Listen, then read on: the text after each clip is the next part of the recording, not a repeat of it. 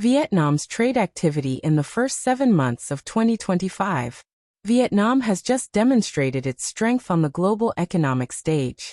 Amid global trade tensions, the country not only maintained its momentum, it accelerated impressively. In the first 7 months of 2025, foreign trade exploded, and the numbers speak for themselves.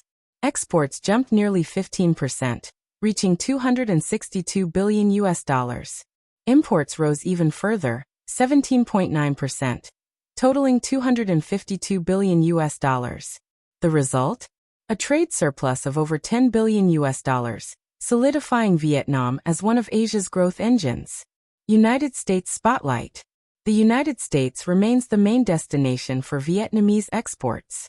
This year alone, sales to the North American market totaled $85.10 billion, an increase of nearly 28% compared to last year.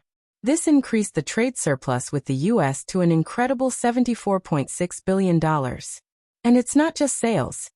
Imports from the United States also grew, reaching $10.54 billion, driven by the reduction of tariffs on natural gas. Vietnam is buying more, but it's selling much more. On the other hand, China remains the largest supplier, sending $101.5 billion worth of products to Vietnam. These are raw materials and essential inputs for the manufacturing industry. This increases the bilateral deficit, but keeps Vietnamese factories running at full speed. July in the spotlight. July in particular was a record-breaking month. Exports grew 16%, imports increased 17.8%, and the balance was a surplus of $2.27 billion. Industrial production rose 8.5% and retail sales increased 9.2%. All this with controlled inflation of 3.19% year-to-date, well below the 5% ceiling set by the central bank.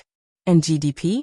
In the first half of the year, growth of 7.52%, the highest in the last 15 years. Investments and agreement with the U.S. Foreign direct investment is also impressive. $24.09 billion, a 27% increase compared to the previous year.